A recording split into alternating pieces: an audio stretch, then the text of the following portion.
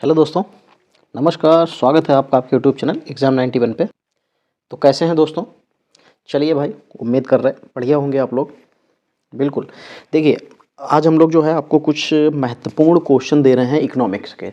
ये क्वेश्चन आपको आपके लिए इम्पोर्टेंट इसलिए हैं क्योंकि इकोनॉमिक्स के 1 से 2 क्वेश्चन हमको देखने को मिलेंगे और उम्मीद कर रहे हैं ये जो 70 क्वेश्चन आपको दिए जा रहे हैं, इन 70 क्वेश्चन में आपको पूरी तरीके से जो भी इकोनॉमिक्स के क्वेश्चन आएंगे वो यहाँ से आ जाएंगे, ऐसी उम्मीद हम लोग कर रहे हैं। और जहाँ तक है ये उम्मीद बिल्कुल सही भी होगी, ऐसा हम लोग अंदाज़ा लगा रहे हैं और ये अंदाज़ा जहाँ तक है सही भी होगा। ठीक है, चलिए। तो जो क्वेश्चन चलेंगे वो किस तरीके से चलेंगे? तो क्वेश्चन जो चलेंगे वो कुछ इस तरीके से चलेंगे कि question direct answer, question direct answer. क्योंकि क्वेश्चन हैं ज़्यादा और समय हम लोग इतना ज़्यादा नहीं ले सकते कि मालूम हुआ 1 घंटे का वीडियो बना लिया 70 मिनट के क्वेश्चन के लिए। ठीक है, तो वो इतना ज़्यादा समय नहीं है हम लोगों के पास। ठीक है, चलिए। तो अर्थशास्त्र में चलिए पहला यहाँ से अब स्टार्ट करते हैं। निम्नलिखित में से कौन सा सूचक मानव विकास सूचकांक में शामिल नहीं है? तो यहाँ पे जो ऑप्शन है सामाजिक असमानता, ये मानव विकास सूचकांक में शामिल नहीं है। 2 नंबर, निम्नलिखित में से कौन सा क्षेत्र भारत का सबसे बड़ा नियोक्ता है? तो सबसे बड़ा नियोक्ता की बात करेंगे तो तृतीय क्षेत्र का जो नियोक्ता है वो सबसे बड़ा है। सेवा क्षेत्र का दूसरा नाम क्या है? तो जो सेवा क्षेत्र है वही तृतीय जो है नियोक्ता कहा जाता है। सेवा क्षेत्र का दूसरा नाम तृतीय नियोक्ता भी कह सकते हैं, तृतीय क्षेत्र भी कह सकते हैं। केंद्र सरकार के विकास व्यय में शामिल नहीं है, क्या शामिल नहीं है? तो इसमें रक्षा व्यय शामिल नहीं है। सकल घरेलू प्रसन्नता की अवधारणा विकसित की गई, कहाँ से विकसित की गई है? तो ये भूटान के द्वारा विकसित की गई है।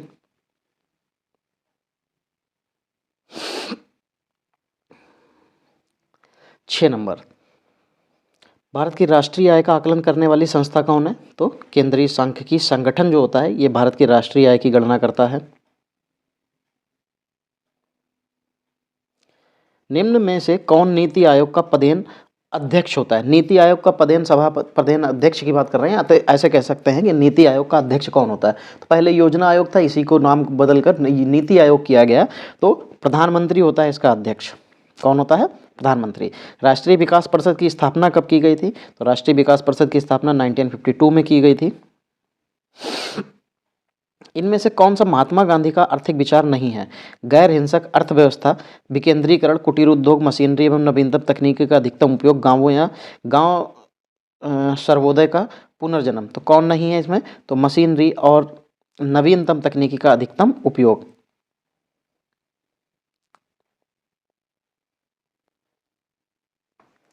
चलिए भाई 10 नंबर देखेंगे।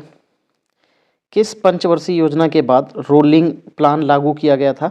तो रोलिंग प्लान आपको पहले बात तो ये पता होना चाहिए कि किस सन में आया था। अगर आपको ये पता है तो आसानी से लगा लेंगे कि ये 5वीं पंचवर्षीय योजना में आया था, क्योंकि इसी में गरीबी उन्मूलन को भी लेके आए थे। ये क्वेश्चन भी पूछा जाता है कि गरीबी उन्मूलन जो है किस पंचवर्षीय योजना की देन थी? तो 5वीं पंचवर्षीय योजना की देन है।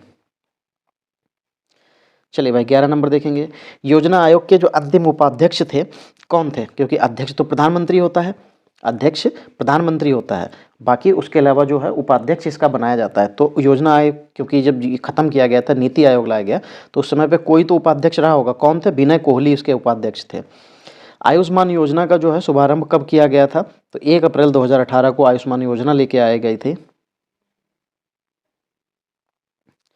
प्रधानमंत्री किसान मान धन योजना का प्रारंभ कब किया गया था? तो ये प्रारंभ किया गया था वर्ष 2019 में। फिर 14 नंबर, कौशल भारत अभियान के संदर्भ में निम्नलिखित में से कौन सा या कौन से कथन सही है या सही हैं? तो कौशल भारत अभियान की शुरुआत प्रधानमंत्री ने जुलाई 2014 में की। इस अभियान का प्रमुख उद्देश्य भारत के युवाओं को सूचना तकनीकी में प्रशिक्षित करना था। तो बताना है कि इनमें से सही कौन सा होगा। केवल एक सही है, केवल 2 सही है तथा 1 और 2 दोनों सही हैं। ना तो 1 ना ही 2 सही है, तो केवल 1 सही है। फिर कायाकल्प और शहरी परिवर्तन के लिए अटल मिशन किस मंत्रालय के अधीन है? इसी का नाम अमृत योजना भी है, ये याद रखना। ठीक है, ये अमृत योजना की बात कर रहे हैं। तो कहाँ है? तो आवास एवं शहरी मामले के अंतर्गत आता है। अटल पेंशन योजना कब प्रारंभ की गई थी? तो अटल पेंशन योजना वर्ष 2015 में प्रारंभ की गई थी। हॉलमार्क लोगों का उपयोग निम्न में से किसके लिए किया जाता है? कृषि उत्पाद, इलेक्ट्रॉनिक उत्पाद, विद्युत सेवाएं या जेवर। तो हॉलमार्क ये क्वेश्चन बहुत बार पूछा जा चुका है और इसको बार बार बताया गया है कि ये जेवर के लिए होता है।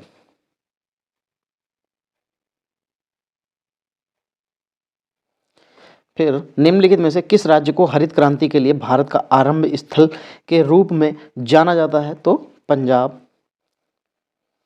निम्नलिखित में से कौन एक वाणिज्य बैंक नहीं है? HSBC, सिडबी, भारतीय स्टेट बैंक या ICICI बैंक। तो वाणिज्य बैंक, सिडबी वाणिज्य बैंक नहीं है।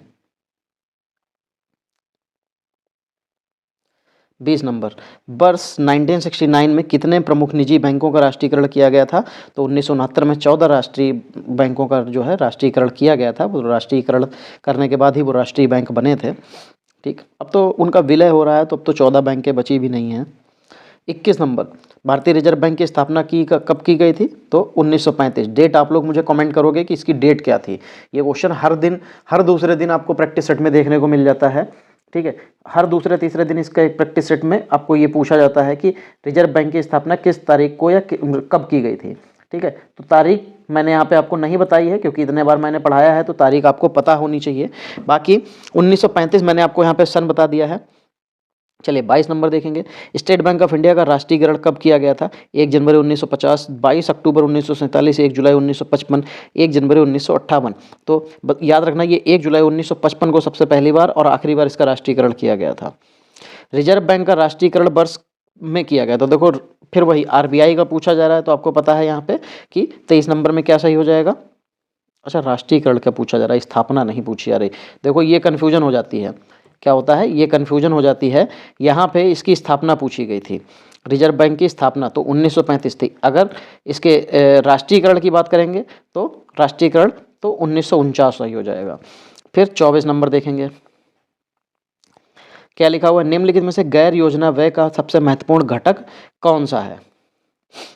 ब्याज का भुगतान इसका सबसे महत्वपूर्ण घटक हो जाएगा।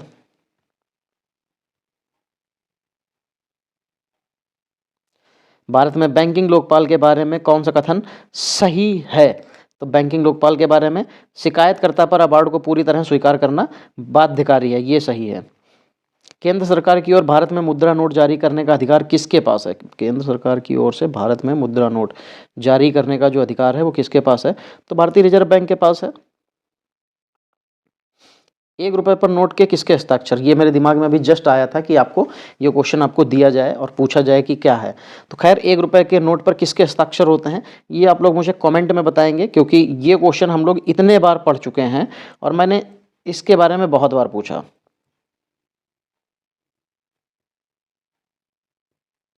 ठीक है, ये क्वेश्चन आप लोग मुझे कमेंट में इसका आंसर देंगे। 100 रुपये के नोट पर किसके हस्ताक्षर होते हैं? तो जो RBI का गवर्नर होता है उसके हस्ताक्षर होते हैं। 29 नंबर देखेंगे, बीयरबेल ATM कार्ड्स और ऑफलाइन UPI किस कंपनी द्वारा लॉन्च किया गया था? ये क्वेश्चन बढ़िया है। सबसे पहले जो एस मनी के द्वारा लॉन्च किया गया था। बीयरबेल जो सब पूछ रहे हैं, ये नाम जो दिए हैं। कृषि तथा ग्रामीण क्षेत्रों को वित्त पोषण कराने वाली एक केंद्रीय या शीर्ष संस्था जो है वो क्या है? तो नाबार्ड है। 31 number, India post payment bank की स्थापना किस वर्ष की गई थी? तो 2018 में की गई थी।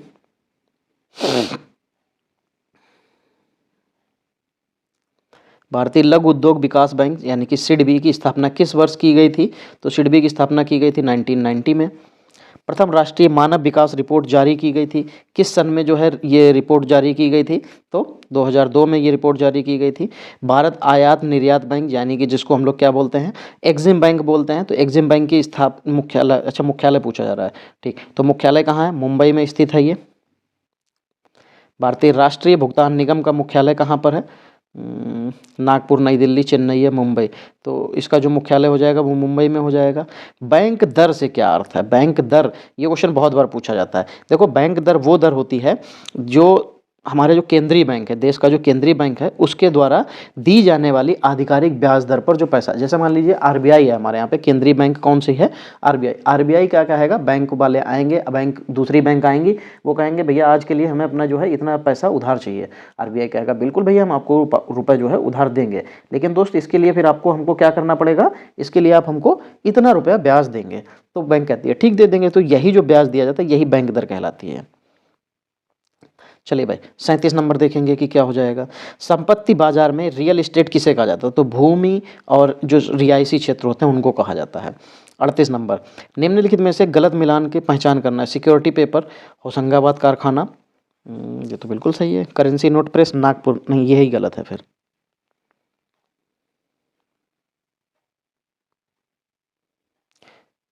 बुल व बियर का संबंध वाणिज्य के किस पहलू से है? तो बैंकिंग, विदेशी व्यापार, शेयर बाजार, अंतर्राष्ट्रीय व्यापार। तो बैंक शेयर बाजार से है। वस्तु एवं सेवा कर जीएसटी भारत में 1 जुलाई को लॉन्च किया गया था।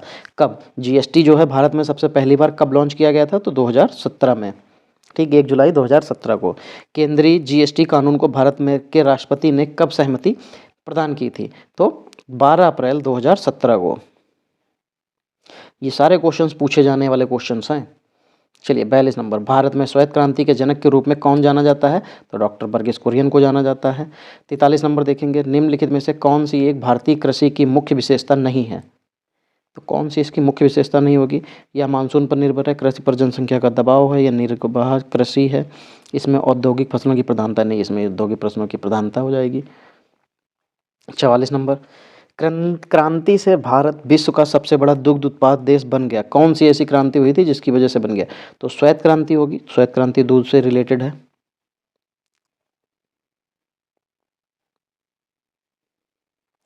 चलिए 45 नंबर, फिर देखिए क्या लिखा है। 7 मिशन कार्यक्रम का उल्लेख लक्षित मील का पत्थर हासिल करने के लिए शहरों को निधि देना है। इस कार्यक्रम में इसके अलावा सभी विकल्प शामिल हैं। कौन से विकल्प इसमें शामिल हैं? एक को छोड़ के कौन सा छोड़ना है? 100 स्मार्ट सिटी मिशन है, अमृत का कायाकल्प का शहरी परिवर्तन के लिए अटल मिशन है, हृदय यानी कि राष्ट्रीय विरासत शहर विकास और उन्नति योजना है, अंतरिक्ष शोध और राष्ट्रीय मिशन। बिल्कुल यही नहीं है इसमें, इसको हटा देंगे। राष्ट्रीय डेयरी अनुसंधान संस्थान ये कहाँ पर स्थित है? तो ये करनाल हरियाणा में स्थित है। निम्नलिखित में से कौन सी एक खरीफ की फसल है या नहीं? नहीं नहीं, यहाँ पे पूछा क्या जा रहा है? खरीफ की फसल है, ये पूछा जा रहा है। तो कपास हो जाएगी खरीफ की फसल। नाबार्ड का विस्तृत रूप क्या हो जाएगा? NABARD इसकी फुल फॉर्म होती है। तो नाबार्ड की फुल फॉर्म क्या हो जाएगी? National agriculture bank for agro and rural development, national bank for agriculture and rural development, national bank for. ठीक है, तो यहाँ पे जो इसकी फुल फॉर्म हो जाती है वो हो जाती है national bank for agriculture and rural development. 49 number देखेंगे, निम्नलिखित में से किसे भारत में हरित क्रांति का जनक माना जाता है? तो हरित क्रांति का जनक किसको माना जाता है? MS स्वामीनाथन को। 50 नंबर, इनमें से कौन सा बैंक और उनकी टैगलाइन के बीच एक संगत मिलान है? भारतीय state bank, a banker to every Indians. ये बिल्कुल सही तो है यार, फिर स्टेट बैंक की तो यही होती है। पंजाब नेशनल बैंक, बढ़ती का नाम जिंदगी। पंजाब नेशनल बैंक का लिखा है बढ़ती का नाम जिंदगी, नहीं है, इसका नाम होता है the name you can bank upon. ठीक है, यहीं पे यही गलत हो जाएगा।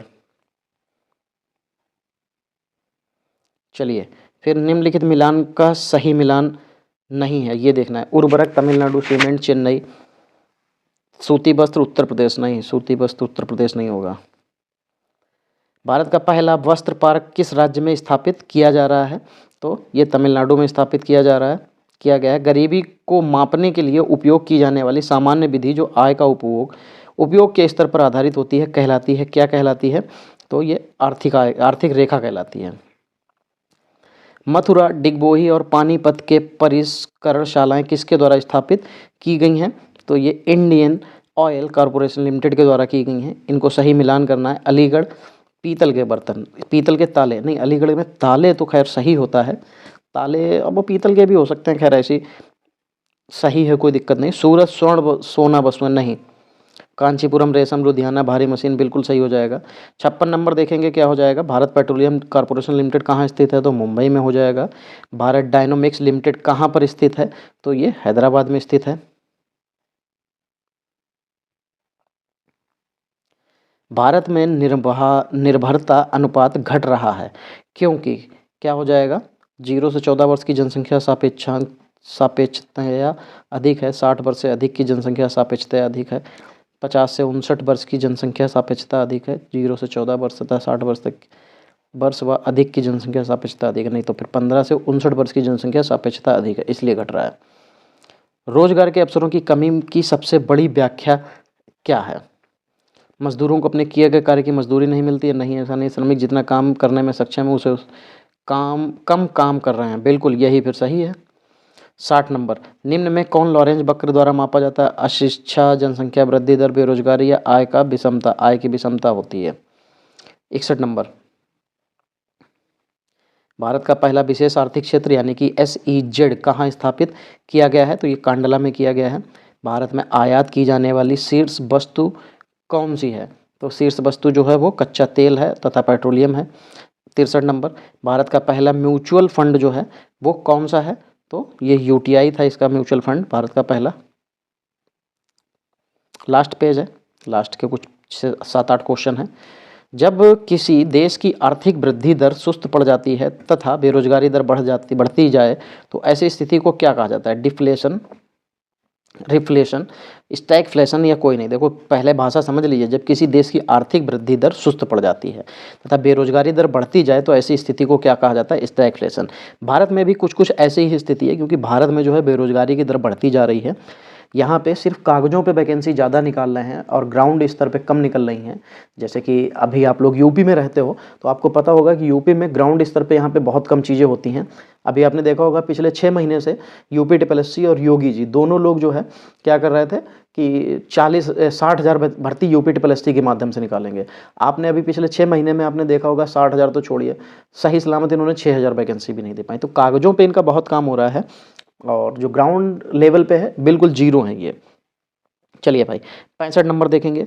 IFSC का पूरा नाम क्या है? IFSC का पूरा नाम तो international financial system code, Indian financial system code, intercontinental financial system code, उपयुक्त में से कोई नहीं।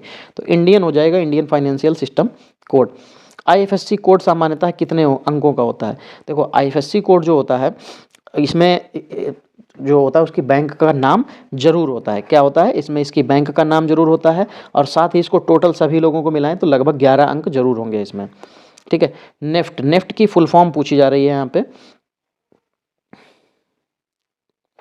नेफ्ट, नेफ्ट की फुल फॉर्म क्या हो जाएगी? तो नेफ्ट की जो फुल फॉर्म होती है नेशनल इलेक्ट्रॉनिक एंड ट्रांसफर होती है। 68 नंबर देखेंगे। यदि किसी चेक के ऊपर प्रायः बाईं ओर 2 समांतर रेखाएं ऐसे ऐसे करके बना दी जाएं तो इस चेक को क्या कहते हैं? इसको रेखांकित चेक कह देंगे। 69 नंबर, यदि किसी चेक का आहरणकर्ता चेक लिखते समय उस पर कोई आगामी तारीख लिख देता है तो ऐसे चेक को क्या कहा जाता है?